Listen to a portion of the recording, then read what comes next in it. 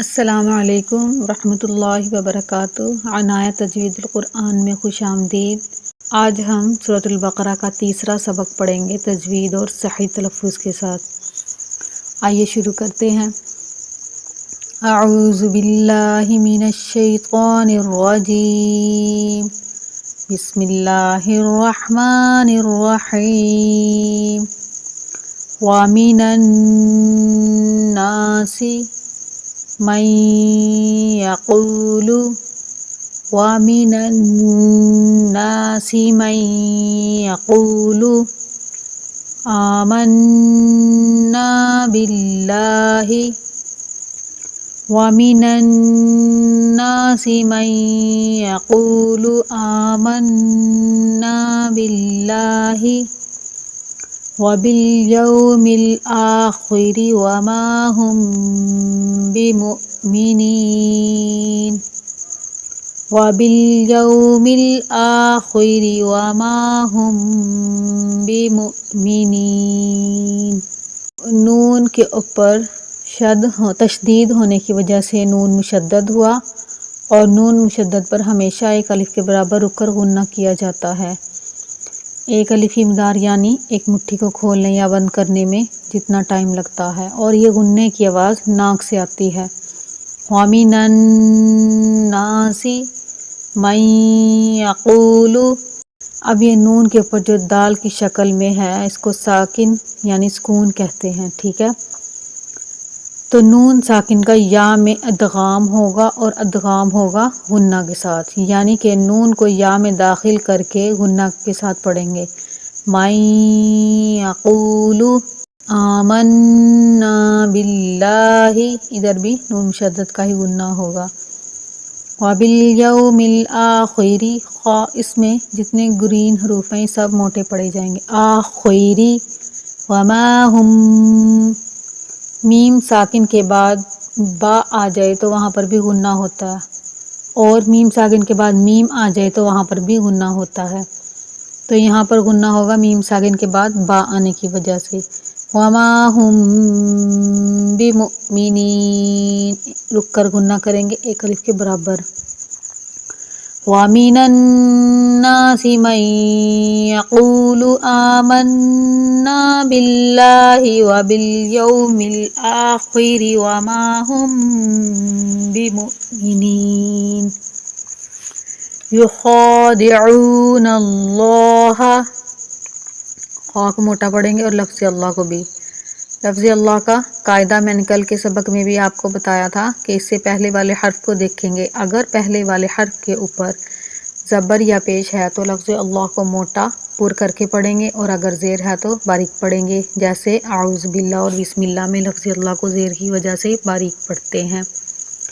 تو ادھر جو کہ زبر ہے نون کے اوپر تو موٹا کر کے پڑھیں گے۔ یخادعون اللہ والذین آمنوا، یخادعون اللہ والذین آمنوا وما یخدعون الا انفسهم وما یخدعون الا انفسهم وما یشعرون۔ انفسهم میں نون ساکن کا اخفا ہوگا، ٹھیک ہے؟ نون مشدد اور میم مشدد پر تو غنہ کیا جاتا ہے نا ایک الف کے برابر، لیکن نون ساکن پر اخفا کیا جاتا ہے، یعنی کہ اخفا کی آواز ناک سے چھپتی ہوئی آتی ہے۔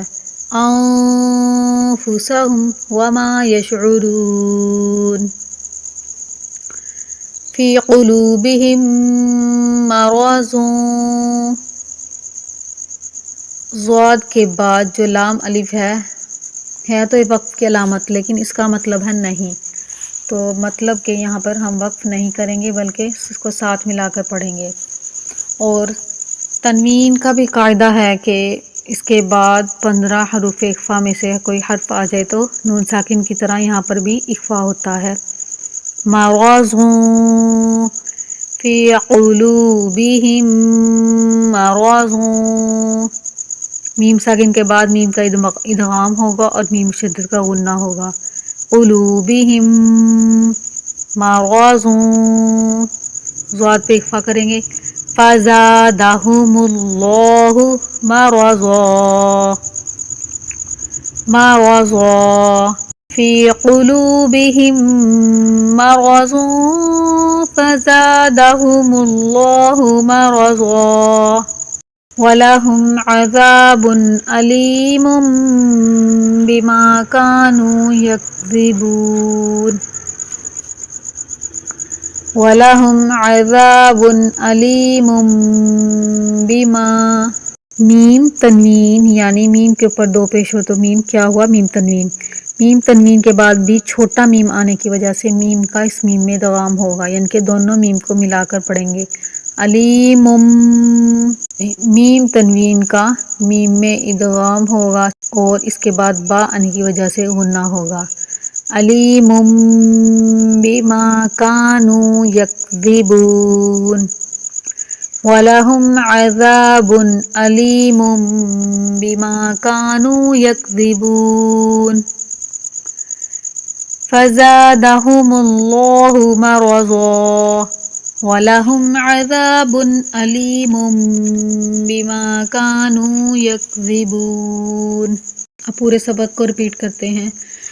وَمِنَ النَّاسِ مَن يَقُولُ آمَنَّا بِاللَّهِ وَبِالْيَوْمِ الْآخِرِ وَمَا هُم بِمُؤْمِنِينَ يُخَادِعُونَ اللَّهَ وَالَّذِينَ آمَنُوا وَمَا يَخْدَعُونَ إِلَّا أَنفُسَهُمْ وَمَا يَشْعُرُونَ فِي قُلُوبِهِم مَّرَضٌ فَزَادَهُمُ اللَّهُ مَرَضًا وَلَهُمْ عَذَابٌ أَلِيمٌ بِمَا كَانُوا يَكْذِبُونَ.